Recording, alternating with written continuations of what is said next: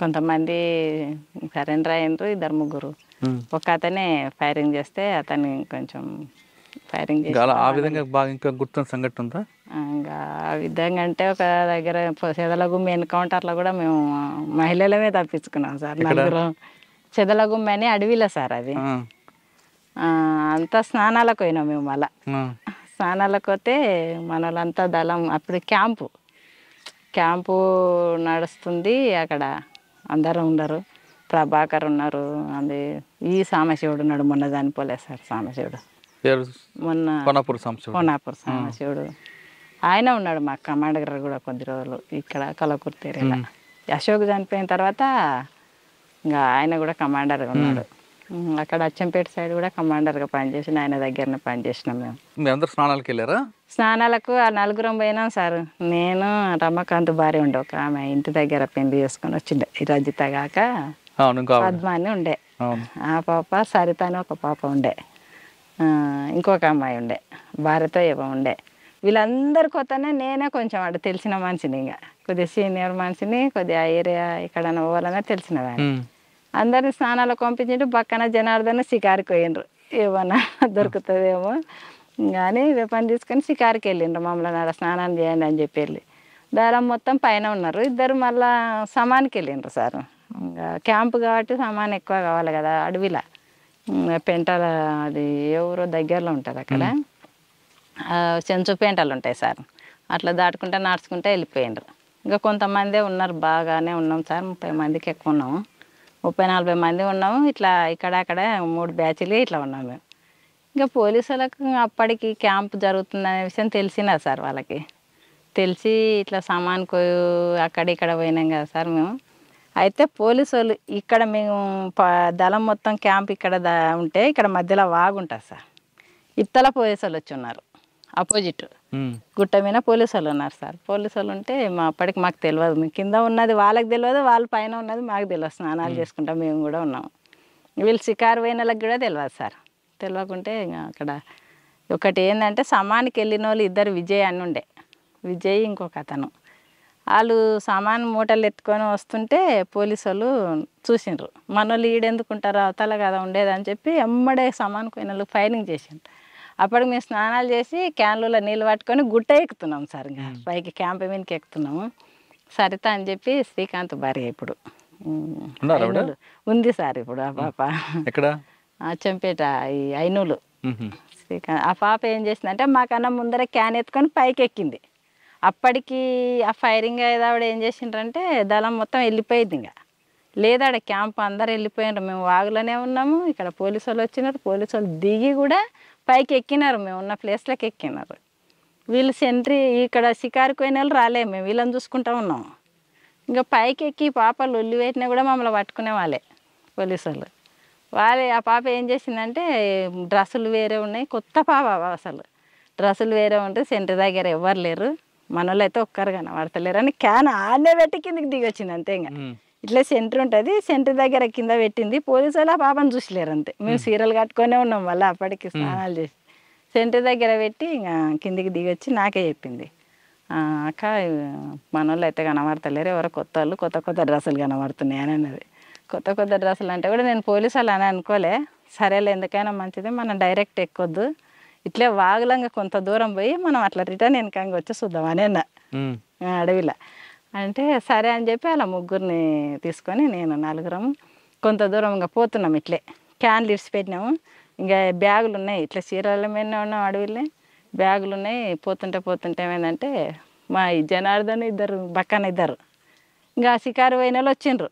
వస్తే వాళ్ళు పైనుంచి పోలీసు వాళ్ళు కిందికి దిగుతున్నారంట. మళ్ళీ దిగుతుంటే వీళ్ళు ఏమనుకున్నారు, మనోళ్ళే కదా పైనుంచి ఎందుకు కిందికి దిగుతున్నారు అని చెప్పి వీళ్ళు వస్తున్నాం అని దగ్గరికి వెళ్ళిండంట.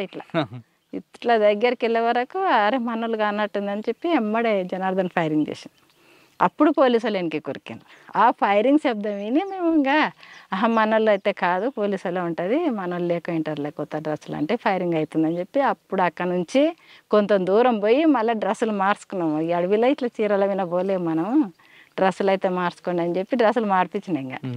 ఇంకా యూనిఫామ్ వేసుకోండి మనం పోలేమని చెప్పి అంటే అప్పుడు ఇంకా మాకు అప్పుడు అర్థమైంది సార్. ఇంక ఇప్పుడు వీళ్ళకి ఎప్పుడైతే ఫైరింగ్ జరిగిందో జనార్దన్కి పక్కనకు వాళ్ళు ఇంకా అప్పుడు అర్థమైంది ఇది ఎన్కౌంటరే, ఇంకా సార్ అన్నోళ్ళు లేకుంటారు, ఎట్లా చేసి ఇంకా మనం ఇక్కడ నుంచి అయితే వెళ్ళిపోవాలి అని చెప్పి వాళ్ళకి ఇంకా ఇన్ఫామ్ వేసుకొని అట్లా ఏట్లకు దిగి ఇంకా మాకు అప్పటికి ఎక్కడ పోవాలనేది కూడా తెలియదు.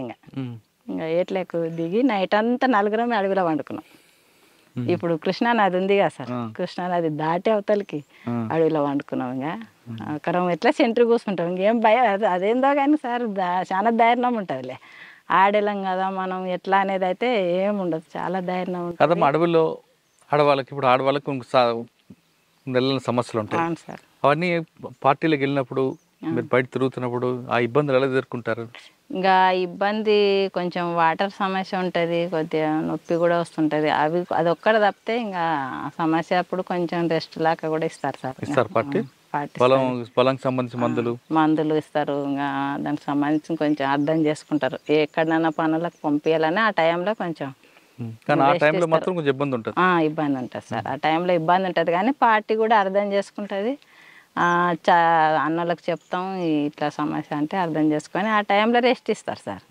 ఎక్కడైనా పంపించాలంటే ఏమైనా సమస్య లేదంటే మనం వాళ్ళతో పాటు యథావిధిగా వెళ్ళిపోతాం.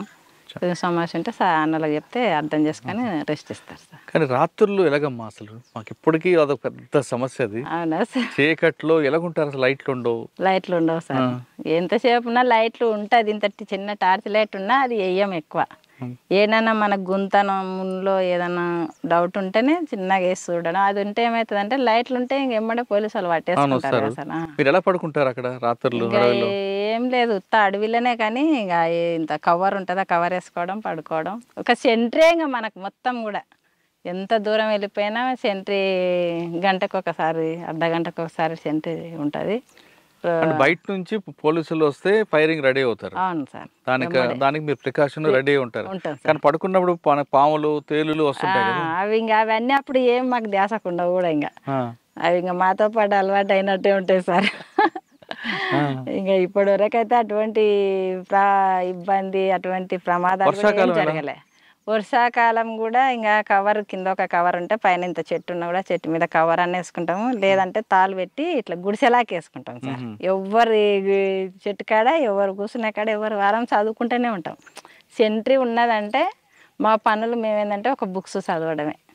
ఏ బుక్స్? ఇట్లే విప్లవానికి సంబంధించిన బుక్స్ చదువుతాం సార్. పార్టీ తెప్పిస్తుంది ఎవరెవరే బుక్స్లు చదవాలని చెప్పి దళ కమాండర్ కానీ, ఈ జిల్లా కమిటీ మెంబర్ కానీ బుక్స్ చదువుకుంటారు. అవి చదువుకుంటాం, వేరే ఏముండదు. ఇంకా సాయంత్రం 4 అయిందంటే ఇంక మళ్ళీ మనం ఏ గ్రామానికి పోవాలి, ఎవరిని కలవాలి, ఏ సమస్యలు అనేది చెప్పి ఆ రోజు మాట్లాడుకుంటాం సార్. ఆ ఊర్లో ఉన్న సమస్యలు ఆ ఊరు సానుభూతి పరులతోనే తెలుసుకుంటాం కదా సార్ ముందే. పలానూరుకు పోయినామంటే పలానూరులో ఈ సమస్య అనేది మాకు ముందే ఉంటుంది సార్ ప్లాను. మేము ఏంటంటే సమావేశం అవుతాం కదా సార్.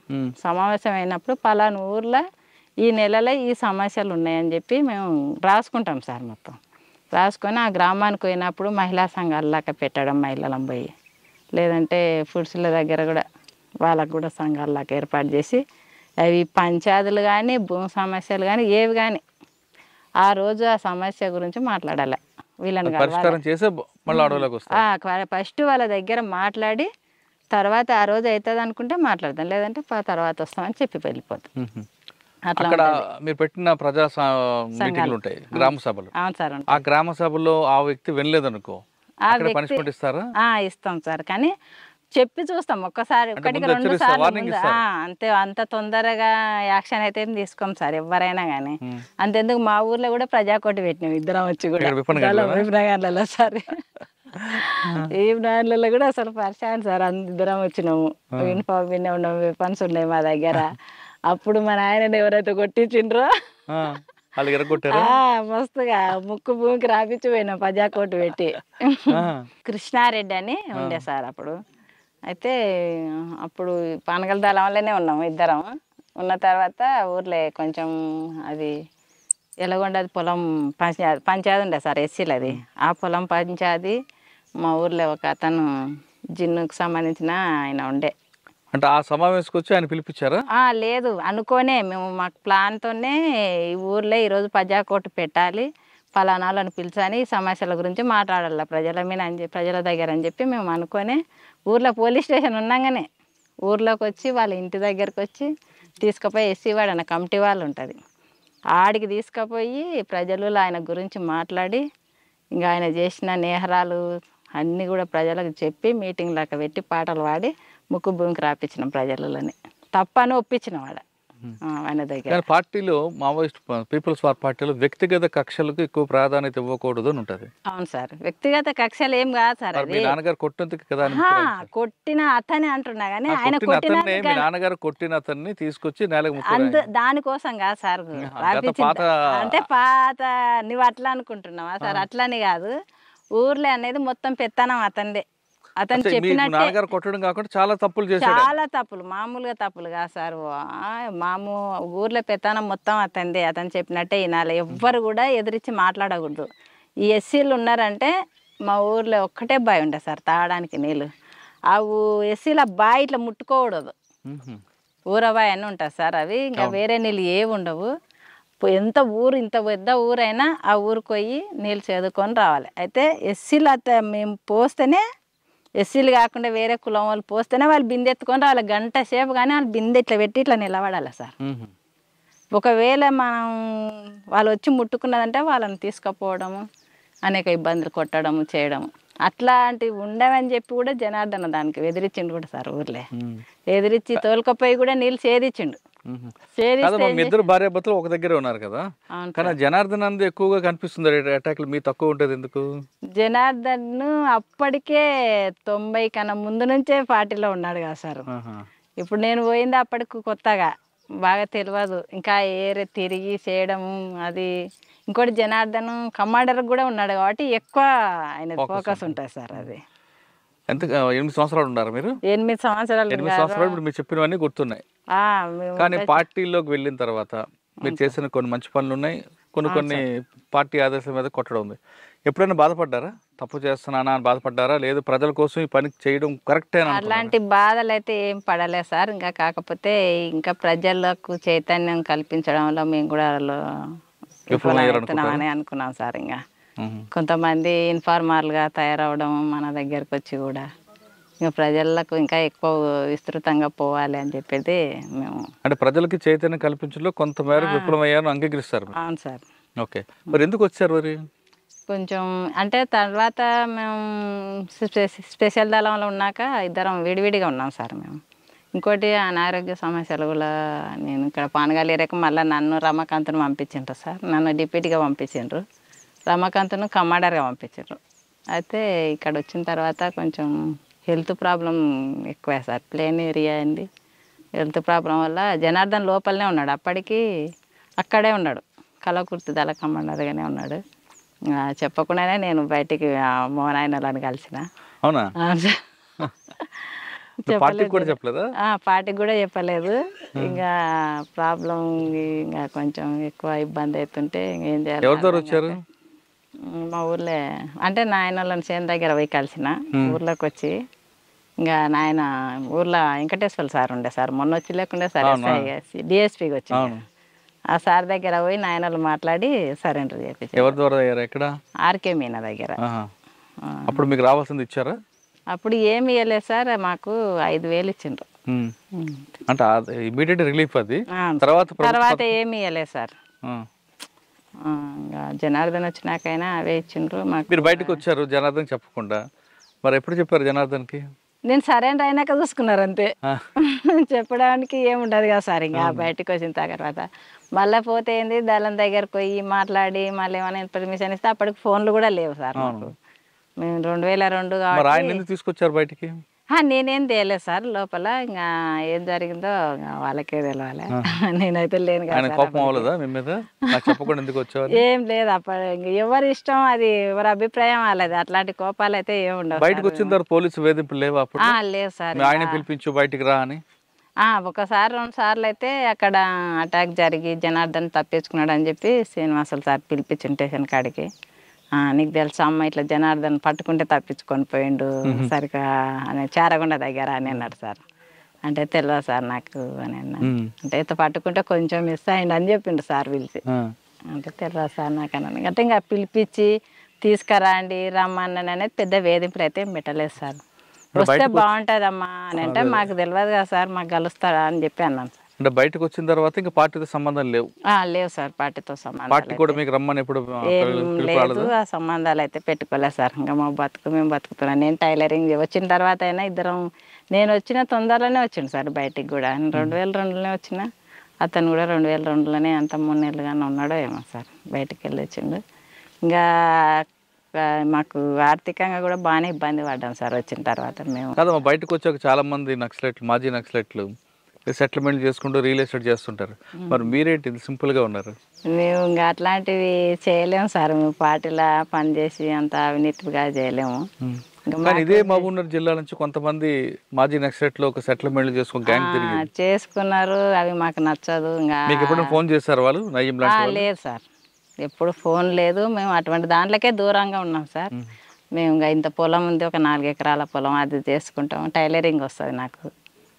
కొద్ది రోజులు మొత్తం నేనే టైలరింగ్ గుట్టే నడిపిన సార్. ఇంట్లో కుటుంబాన్ని నడిపించిన. 2 ఆడపిల్లలు ఉన్నారు సార్. ఇప్పటికైనా నేను టైలరింగ్ చేసుకుంటే ఫామ్ చూసుకుంటా నేనే. ఇంకా అతను ఇట్లా బయట తిరుగుతుంటాడు. మీరు అంత గట్టిగా నిలబడి అంటే ఎక్కడ అంటే దారి మళ్లించకుండా, అంటే వేరే రియల్ ఎస్టేట్లో చేయడం అని కాకుండా టైలరింగ్ చేసుకుంటూ కుటుంబాన్ని నడుపుతారు. కొంతమంది మహిళలు ఏదో చిన్న చిన్న కష్టాలకే మొత్తం జీవితం అంతా కోల్పోయిన బాధలతో ఆత్మహత్య చేసుకుంటుంటారు, పిల్లల్ని అనాథాలు చేసి. అటువంటి వాళ్ళకి మీరు ఇచ్చే మెసేజ్ ఏంటి చెప్పమ్మా? అటువంటి వాళ్ళకు ఎవరైనా కూడా అట్లా ఆత్మహత్య చేసుకోవడం వల్ల పిల్లలు చాలా ఇదిగా ఇబ్బంది అయ్యి అనాథాలు అయిపోతారు. ఎవరు కూడా అటువంటివి చేసుకోవద్దు. ధైర్యంగా నిలబడి కొట్లాడి సాధించాలి. కానీ మనం చనిపోయిన తర్వాత సాధించేది ఏముండదు సార్. ఎవరికైనా నేను చెప్పేది ఇదే, వచ్చేది సమస్యలు మనకే వస్తాయి.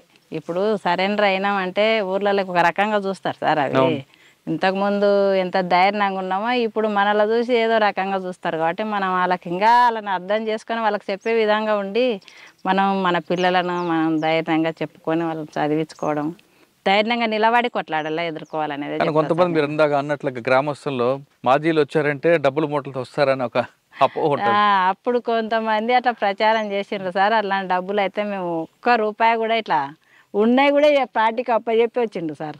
నిజాయితీగా మనం అట్లా పోతున్నాం, మన చేత కాకుండా పోతున్నాం కాబట్టి మనం పార్టీకి ఎలాంటి అన్యాయం చేయొద్దు. ఇట్లాంటివి తీసుకెళ్ళడం కరెక్ట్ కాదు. మనం ఇన్ని రోజులు పార్టీలో పనిచేసి నేర్చుకునేది ఇదేనా మనం అనే దాంతోనే మేము ఇంకా పార్టీకి అప్పచెప్పే వెళ్ళొచ్చాడు సార్ జనార్దన్. అయితే మొత్తం నడిపించింది కూడా జనార్దనే. అక్కడ కలకూరు తేరేలా ఇక్కడ మొత్తం డిస్ట్రిక్ట్లో కూడా పార్టీని అక్కడ కాంట్రాక్టుల దగ్గర డబ్బులు వసూలు చేసేవి. ఫైనల్గా చెప్పమ్మా, నేను మాజీల గురించి అడగట్లేదు. ఇప్పుడున్న యువత చిన్న చిన్న గొడవలకి, చిన్న చిన్న ఇష్యూలకి గొడవలు పడడం, భార్యాభర్తలు విడిపోవడం, కుటుంబాంతో చాలా గొడవలు వస్తుంటాయి. చిన్న చిన్న విషయాలకి విడిపోవడం, ఆత్మహత్యలు చేసుకోవడం, కోర్టుకు వెళ్ళడం, ఇటువంటి సంఘటనలు చేస్తుంటారు కొంతమంది. అంటే కేవలం మహిళలే కాదు, పురుషులు కూడా తయారయ్యారు. కుటుంబం అంటే భార్యాభర్తలు అంటే నమ్మకం అనేది ప్రధానం. ఈ నమ్మకం లేకపోవడం వల్ల వచ్చే గొడవలకి కొంతమంది విడిపోవడాలు చేస్తుంటారు. ఆ విధంగా విడిపోవాలనుకున్న వాళ్ళకి, లేదు ఆత్మహత్య చేసుకోవాలనుకుంటున్న వాళ్ళకి మీరు ఇచ్చే మెసేజ్ ఏంటి? ఇప్పటికి కూడా మేము గ్రామంలో ఉన్నామంటే ఊర్లో ఉన్న సమస్యలు మా ఇంటికి వస్తాయి సార్. ఈ భార్యాభర్తల సమస్యలు కానీ మేము మొత్తం మీద భార్యాభర్తల సమస్యలు ఖచ్చితంగా మా గ్రామంలో జరిగేటి ఖచ్చితంగా మా ఇంటికి వస్తాయి. జనార్దన్ లేకుండా నా దగ్గర చెప్తుంటారు సార్, ఇది ఇట్లా అది అట్లా అని చెప్పి. అంటే ఈమెకు కూడా 4 విషయాలు తెలుసు చెప్తుంది అన్నదంతనా.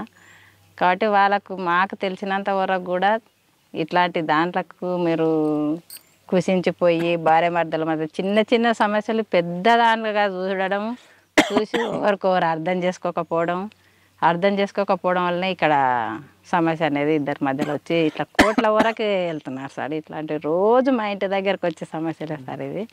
ఎవ్వరు కూడా ఇట్లాంటి సమస్యలకు మీరు ఇదే అయ్యి విడిపోయి పిల్లలు తల్లులు వేరుగా అట్లా కుటుంబాలు నాశనం చేసుకోవద్దు. ఒకరికొకరు అర్థం చేసుకొని నమ్మకంగా భర్త మీద భార్యకి నమ్మకం ఉన్నప్పుడే ఈ కుటుంబాలు అనేది నిలబడి మంచిగా సాపిగా సాగుతాయి అనేది చెప్తా సార్ నేను. కుటుంబం అన్నాక చిన్న చిన్న సమస్యలు వస్తాయి. ఆ సమస్యలు కూర్చొని మాట్లాడుకుంటే సమస్యకు పరిష్కారం దొరుకుతుంది అంటున్నారు చిట్టమ్మ అలియాస్ విజయ. ఆమె చెప్తున్నట్లుగా ప్రతి కుటుంబంలో ఉంటుంది ఇది ఇంటింటి రామాయణం. ఇంటిని రామాయణ రోడ్డుకి ఎక్కించి మీ కుటుంబాల పరువు మీరే తీసుకోకుండా ఆ విధంగా తీసుకోవడం వల్ల మీకు ప్రస్తుతానికి కొంచెం రిలీఫ్ ఉన్న తర్వాత మీ పిల్లలు ఎంత బాధపడతారు విషయాన్ని ఆమె చెప్తున్నారు. కాబట్టి ఇప్పటికైనా చాలామంది ఎవరైనా దయచేసి భార్యాభర్తల మధ్య విభేదాలు వస్తే సమస్య పరిష్కారం చేసుకోండి, కానీ దయచేసి రోడ్డు ఎక్కి మీ పిల్లల్ని అనాథలు చేయొద్దు అనే విషయం నేను చాలా స్పష్టంగా చెప్తున్నా. ఇక చిట్టమ్మ విషయానికి వస్తే ఆమెకి పార్టీలో వెళ్ళారు, ఖచ్చితంగా పార్టీకి సేవ చేశారు, కానీ ప్రజల్లో మహిళల్లో ముఖ్యంగా ఎక్కువగా వాళ్ళకి రాజకీయ చైతన్యం కల్పించడంలో విఫలమయ్యా అనే ఒక మానసిక క్షోభ మాత్రం ఇప్పటికీ వెంటాడుతుంది. అందుకే ఆమె గ్రామంలో ఎవరైతే కొట్లాడుకుంటున్నారో వాళ్ళందరికీ ఆ పరిష్కారం చూపిస్తూ వాళ్ళలో చైతన్యం కల్పించడంలో చిట్టమ్మ తన వంతు కృషి చేస్తున్నారు. ఇది ఈ వారం చిట్టమ్మతో ఎక్స్క్లూజివ్ ఇంటర్వ్యూ. వచ్చే వారం మరో కష్టం మళ్ళీ కలుద్దాం. అందరికీ నమస్తే. థ్యాంక్ యూ అక్క. Thank you. ఇప్పుడు మరొకసారి ఫైనల్గా చెప్తున్నా, ఇటువంటి మాజీ మావోయిస్టులు ఇంటర్వ్యూ చేయడం వెనక ఎలాంటి ఉద్దేశం లేదు. ఇది ప్రజల కోసం గత చరిత్ర చెప్పడానికి ఉద్దేశం తప్పించి పార్టీలకు వెళ్ళే వారికి అడ్డుకోవడానికి కానీ, లేదు పోలీసుల ద్వారా చేస్తున్నారు అనుకోవడం అపోహలకి ఇది పులి స్టాప్ పెట్టడానికే ఈ ఇంటర్వ్యూ యొక్క చివరి సందేశం. Thank you.